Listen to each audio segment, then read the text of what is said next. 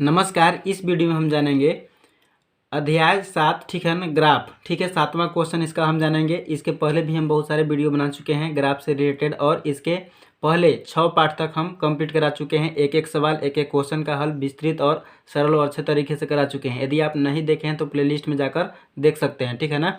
तो चलिए 7वां क्वेश्चन हम इसमें देखते हैं कि इस अनीता ने अलग अलग लंबाइयों की पाइप से वाद्य यंत्र बनाए हैं। वाद्य यंत्र मतलब क्या होता है? बजाने वाला यंत्र, ठीक है ना।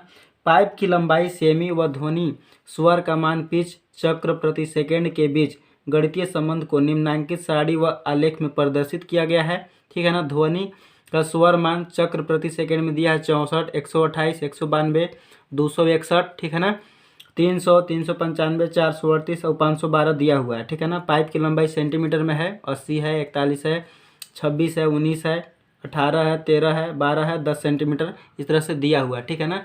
इसके बाद हम इसका क्वेश्चन जानेंगे और इसका आंसर भी जानेंगे और आलेख भी देखेंगे। ओके, देखिए इसमें क्या दिया है कि आलेख को देखकर निम्नलिखित प्रश्नों को उत्तर दीजिए। ये एक्स अक्ष है, ठीक है ना। इस पे हम पाइप की लंबाई सेंटीमीटर में दर्शाए हैं, ठीक है ना। और इसमें हम पैमाना भी माने हैं यक्स अक्ष, ठीक है ना। यक्स अक्ष पर एक बड़ा खाना बराबर कितना है? 10 सेंटीमीटर है। सेंटीमीटर में लंबाई इधर बढ़ता हुआ है, 10 के बाद 20 सेंटीमीटर है, 30 सेंटीमीटर है, 40 सेंटीमीटर है, 50 सेंटीमीटर है, ठीक है ना, 60 सेंटीमीटर है, 70 और 80 सेंटीमीटर दिया है। और वाई अक्ष पर एक बड़ा खाना बराबर 100 चक्र प्रति सेकेंड, ठीक है ना। यानी कि यहाँ से यहाँ तक कितना बढ़ा है? 100 बढ़ा है, फिर 200 हुआ है, फिर कितना हुआ? 300, फिर 400, फिर 500। इस तरह से वाई अक्ष पर स्वर मान चक्र प्रति सेकंड में दिया हुआ है, ठीक है ना। इतना समझ गए। फिर क्या बोला है क्वेश्चन, पहला क्वेश्चन कि 160 चक्र प्रति सेकंड के लिए पाइप की लंबाई कितनी रखनी चाहिए, ठीक है ना। 160 यहाँ पे कितना हो गया? मान लीजिए 100 हो गया है। कितना हो गया? 100। ये जो एक एक लाइन है, एक एक जो लाइन है 10 सेमी प्रति सेकंड है, ठीक है ना। एक एक जो लाइन है 10 सेमी प्रति सेकंड है, यानी 10 यहाँ तक गया तो 100 हो गया, ठीक है ना। 10 यहाँ तक गया 100 हो गया। हमसे पूछा कितना है? 160 पूछा है। तो 160 कहाँ पे आएगा? देखिए यहाँ पे मान लीजिए अगर यहाँ पे अगर बिंदु हम ले लेते हैं तो यहाँ पे कितना हो जाएगा? 150। 10 आगे हो जाएगा, 10 आगे हो जाएगा, मतलब यहाँ पे कितना हो जाएगा? 160 चक्र प्रति सेकंड। ये देखिए बिंदु यहाँ पे मिला हुआ है यहाँ पे, ठीक है ना। और इसकी लंबाई कितना है? यहाँ पे मान लीजिए 20 और 30 के बीच लंबाई कितना हो जाएगा? यहाँ पे 20 ये है, ठीक है ना। इसके बाद 1 2 3 4, यानी 20 और 4 कितना हो जाएगा? 24 सेंटीमीटर। तो पहला का आंसर कितना हो जाएगा? 24 सेंटीमीटर हो जाएगा, ठीक है ना। पाइप की लंबाई कितनी रखनी चाहिए? 24 सेंटीमीटर। अब ध्यान से देखिए, यहाँ पे 100 हो जाएगा, यहाँ पे 150, 10 एक लाइन बढ़ जाएंगे तो 160 हो जाएगा। 160 चक्र प्रति सेकंड के लिए जो पाइप की लंबाई होगा यहाँ पे 20 और 30 के बीच में यहाँ पे है।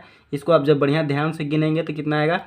4 अधिक है 20 से अधिक, तो 20 और 4 कितना हो जाएगा? 24 सेंटीमीटर इसका उत्तर हो जाएगा, ठीक है ना। इतना समझ में आ गया। फिर देखिए बोला कि 60 सेमी, ठीक है ना, 60 सेमी लंबी पाइप का 60 सेमी लंबी पाइप का स्वर मान कितना होगा, ठीक है ना। फिर से क्वेश्चन हम समझते हैं क्या बोला है कि 60 सेमी लंबी पाइप का स्वर मान कितना होगा, ठीक है ना। पाइप की लंबाई हमारा एक्स अक्ष पर दिया हुआ है 10 centimetre, 20 centimetre, 30 centimetre, 40 centimetre, 50 centimetre और 60 सेंटीमीटर। 60 सेंटीमीटर पे यहाँ पे आप बिंदु कर लीजिए। तो बोल रहा है 60 सेमी लंबी पाइप का स्वर मान कितना होगा। तो कितना होगा? 60 सेमी, यहाँ पे देखिए स्वर मान यहाँ पे कितना हो जाएगा? इसका कितना हो जाएगा? यहाँ पे जब इसको मिलाएंगे तो यहाँ पे कितना हो जाएगा? कितना हो जाएगा? देखिए ध्यान से, 100 हो जाएगा। कितना हो जाएगा? इसका स्वर मान कितना हो जाएगा? 100 हो जाएगा, ठीक है ना। क्या हो जाएगा? 100 चक्र प्रति सेकेंड, ठीक है ना। 100 चक्र प्रति सेकेंड हो जाएगा।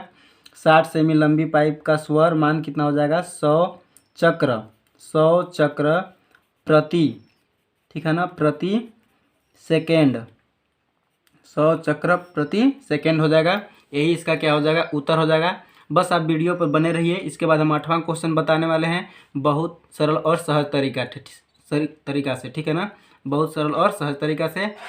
ओके, चलिए स्टार्ट करते हैं। क्वेश्चन नंबर 8वां। क्वेश्चन नंबर 8वां क्या बोल रहा है? 8वां क्या बोल रहा है, ठीक है ना।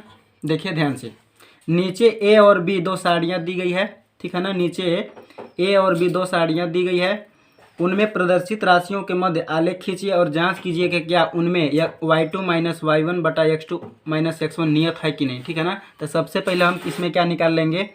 y2 minus y1 x2 minus x1। इसमें मान दिया हुआ है वृत्त की त्रिज्या सेंटीमीटर में है, वृत्त की परिधि किस में है? 2πr सेंटीमीटर में है, ठीक है ना। इधर x1 का मान 2 दिया है, x2 का मान 4 दिया है, x3 का मान 6 दिया है, x4 का मान कितना दिया है 8 दिया हुआ है। इसी प्रकार x5 का मान कितना दिया हुआ है 10, ठीक है ना। फिर वृत्त की परिधि 2πr सेंटीमीटर में है 4 पाई, y1 का मान 4 पाई, ठीक है, y2 का मान 8 पाई, y3 का मान कितना है 12 पाई, y4 का मान कितना है 16 पाई, y5 का मान कितना है 20 पाई, ठीक है ना। 20 पाई दिया हुआ है। तो सबसे पहले हम इसका निकाल लेंगे y2 माइनस y1। तो y2 का मान इसमें कितना दिया 8 दिया है, 8 पाई दिया है, ठीक है ना। तो यहाँ पे रखेंगे हम कितना 8 पाई माइनस y1 का मान कितना हो जाएगा 4 पाई, कितना हो जाएगा 4 पाई बटे क्या है x2 माइनस x1। तो x2 का मान कितना है 4 है, अब x1 का मान कितना है 2 है, ठीक है ना। फिर हम क्या करेंगे घटा देंगे, 8 में से 4 घटाएंगे तो कितना आएगा 4 पाई आएगा, बटा में कितना हो जाएगा 2, ठीक है ना। जब भाग देंगे 4/2 का मतलब कितना हो जाएगा 2 पाई।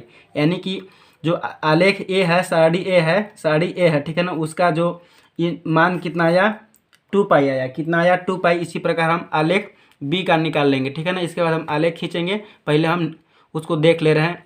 ये y2 माइनस y1, ठीक है, y2 माइनस y1, ठीक है ना, y2 माइनस y1 और x2 माइनस x1 नियत है कि नहीं, इसमें हम निकाल के देख लेंगे। तो इसमें कितना है y2 का मान कितना है 4 पाई है, ठीक है, कितना है 4 पाई है, और y1 का मान कितना है इसमें पाई है, ठीक है ना। बटा क्या करेंगे x2 माइनस x1, 2 में से घटा देंगे, x2 का मान 2 है और x1 का मान कितना है इसमें 1 दिया हुआ है, ठीक है ना। तो 2 में से 1 क्या कर देंगे हम घटा देंगे। तो 2 में से 1 घटा देंगे फिर बराबर लगा लेंगे। 4 पाई में से 1 पाई घटाएंगे तो कितना आएगा 3 पाई आ जाएगा, ठीक है ना। 4 पाई में से 1 पाई घटाएंगे 3 पाई। अब 2 में से घटाएंगे तो 1 आएगा, यानी कि 3 पाई आया, कितना आया 3 पाई। अब देख लीजिए आप इसका कितना आ रहा है साड़ी ए का जो y2 माइनस, ठीक है ना, y2 माइनस y1 बटा x2 माइनस x1 का मान कितना आ रहा है 2 पाई आ रहा है। जबकि इसमें कितना आ रहा है साड़ी बी में कितना आ रहा है, साड़ी ए में 2 पाई आ रहा है और साड़ी बी में कितना आ रहा है 3 पाई। तो नियत मान क्या है बराबर है कि नहीं है, नियत मान क्या है अलग अलग। क्वेश्चन क्या बोला नियत है, क्वेश्चन क्या बोला था नियत है। तो आप क्या लिखेंगे नियत नहीं है, क्योंकि इसमें 2 पाई आ रहा है साड़ी ए में, ठीक है ना, और इसमें कितना आ रहा है 3 पाई। तो ये क्या होगा नियत नहीं होगा, ठीक है ना। इसके बाद हम इसका आलेख साड़ी ए और साड़ी बी का आलेख देखेंगे, ठीक है ना, बहुत ही सरल तरीका से देखेंगे। आप वीडियो पर बस बने रहिए। तो चलिए स्टार्ट करते हैं। इसमें क्या करेंगे सबसे पहले आप x अक्ष खींचिए, ठीक है ना, x अक्ष अपने ग्राफ पे खींचिए और यहाँ इधर क्या करना है y अक्ष खींचना है, ठीक है ना। इसको x अक्ष बोला जाता है और इसको क्या बोला जाता है y अक्ष बोला जाता है, ठीक है ना। इसमें हम वृत्त की त्रिज्या किस में लिखे हैं सेंटीमीटर में लिखे हैं।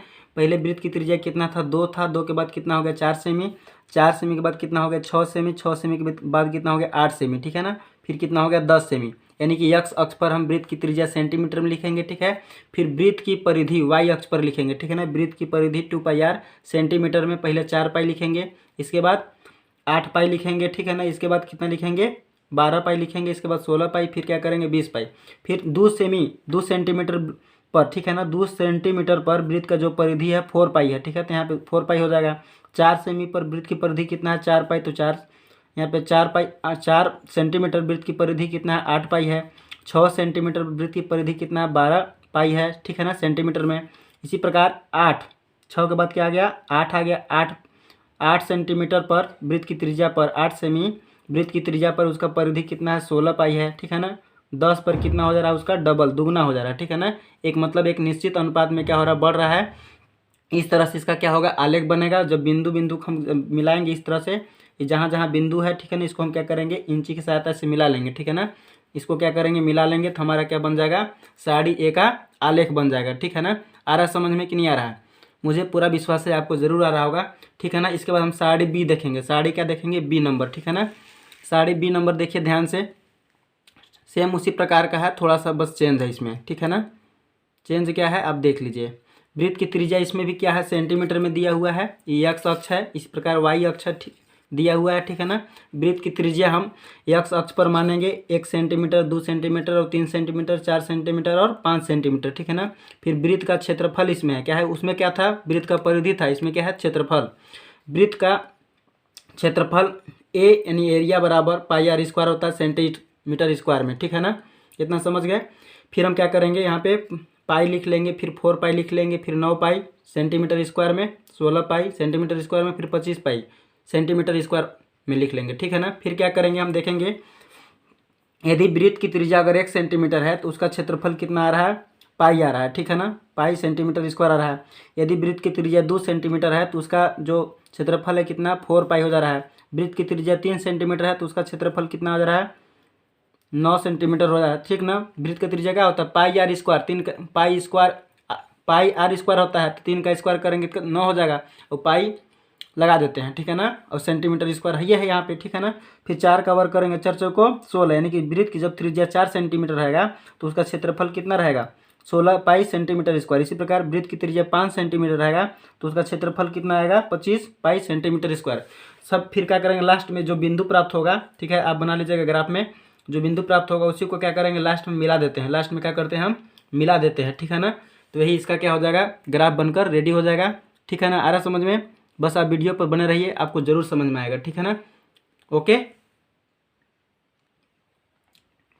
9वां नंबर क्वेश्चन क्या बोल रहा है कि किसी शहर में एक दिन में, ठीक है ना, किसी शहर में एक दिन में दर्ज तापमान के आंकड़े ग्राफ द्वारा दर्शाए गए हैं। दिए गए ग्राफ के आधार पर निम्नलिखित प्रश्नों के उत्तर दीजिए, ठीक है ना। देखिए इस तरफ एक्स अक्ष पर क्या दर्शाया गया है समय दर्शाया गया है, और वाई अक्ष पर क्या दर्शाया गया है तापमान, ठीक है, डिग्री सेल्सियस में दर्शाया गया है। पहला क्वेश्चन इसमें क्या बोल रहा है कि सुबह 6 बजे शहर का तापमान कितना था, ठीक है ना। सुबह को हम क्या बोलते हैं एएम बोलते हैं, सुबह 6 बजे को क्या बोलते हैं एएम। एएम के सामने देखिए यहाँ पे इसका तापमान कितना होगा, देखिए किसके सामने है 25 के सामने, तो यहाँ पे कितना हो जाएगा 25 डिग्री सेल्सियस, ठीक है ना। यानी कि पहला का उत्तर क्या हो जाएगा, जो सुबह 6 बजे शहर का तापमान कितना था 25 डिग्री सेल्सियस होगा, क्योंकि इसके सामने यहाँ पे कितना हो जाएगा 25 डिग्री सेल्सियस, ठीक है। नेक्स्ट क्या है दोपहर बाद 3 बजे का तापमान, ठीक है, दोपहर बाद 3 बजे का तापमान कितना था। तो दोपहर में 3 बजे कितना का तापमान था, देखिए यहाँ पे इसको जब हम यहाँ पे मिलाएंगे इस तरीके से कितना हो जाएगा, किसके सामने है ये देखिए, किसके सामने है 30 ना, तो कितना हो जाएगा 30 डिग्री सेल्सियस हो जाएगा, कितना हो जाएगा 30 डिग्री सेल्सियस। आ रहा समझ में। नेक्स्ट क्वेश्चन क्या है कि किस समय दिन का तापमान 30 डिग्री सेल्सियस था, ठीक ना। तो दोपहर कितने बजे 3 बजे, इसका उल्टा पूछ दिया गया है, ठीक है ना। तो क्या हो जाएगा दोपहर,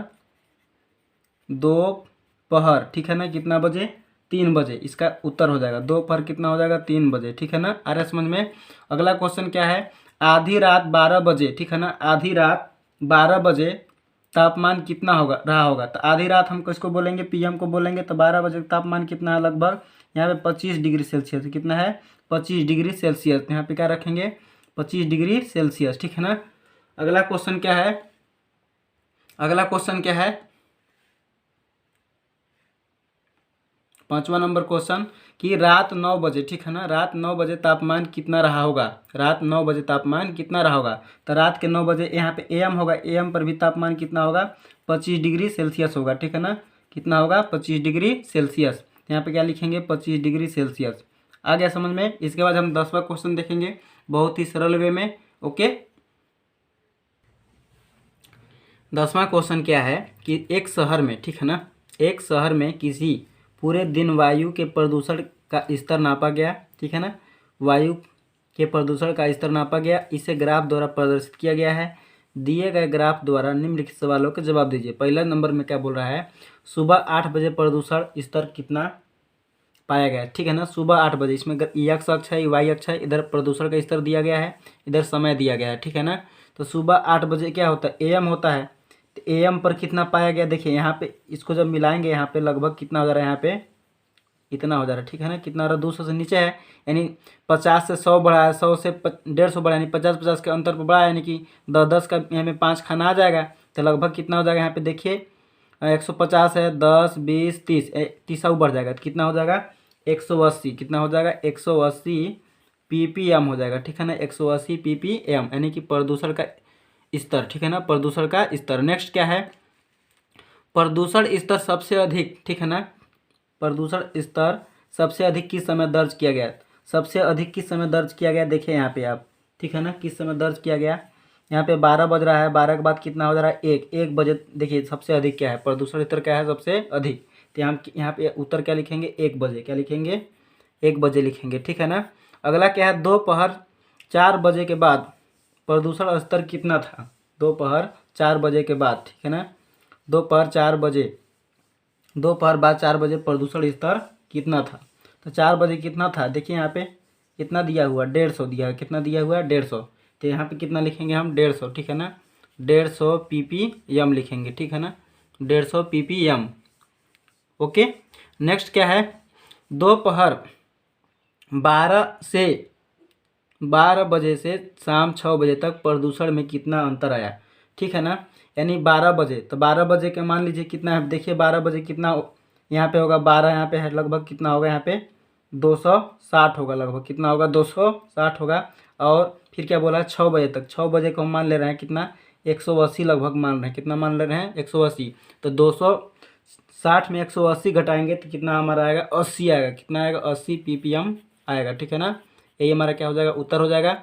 और रात 1 बजे से सुबह 4 बजे तक के प्रदूषण में कितनी गिरावट आई, ठीक है ना, 1 से 4 के बीच देखिए 250 से कितना 1 से 4 के बीच, 1 बजे यहाँ पे कितना हो जा रहा है 250 और 200 के बीच कितना अंतर हो रहा है, 250 और 200 के बीच का अंतर कितना हो रहा है 50 का अंतर, ठीक है ना, तो कितना गिरावट आएगा 50, ठीक है ना, 50 ppm लिख सकते हैं इसको, कितना लिख सकते हैं 50 ppm, ठीक है ना। 200 था यहाँ पे 1 से 4 के बीच, 200 से 250 हो गया, तो कितना के कम बेसी है 50 का, तो 50 के गिरावट आएगा, ठीक है ना। तो इस वीडियो में बस इतना ही। यदि वीडियो अच्छा लगता है तो वीडियो को लाइक और सब्सक्राइब जरूर कर दें, ठीक है। यदि आप मेरे पीछे वाले वीडियो नहीं देखे हैं तो आप प्लेलिस्ट में जाकर सभी वीडियो, ठीक है ना, एक एक क्वेश्चन का हल आप डिटेल वे में जान सकते हैं बहुत ही सरल और सहज तरीका से। तो आज की वीडियो में बस इतना ही। यदि वीडियो अच्छा लगता है तो वीडियो को लाइक और सब्सक्राइब जरूर कर दें। धन्यवाद।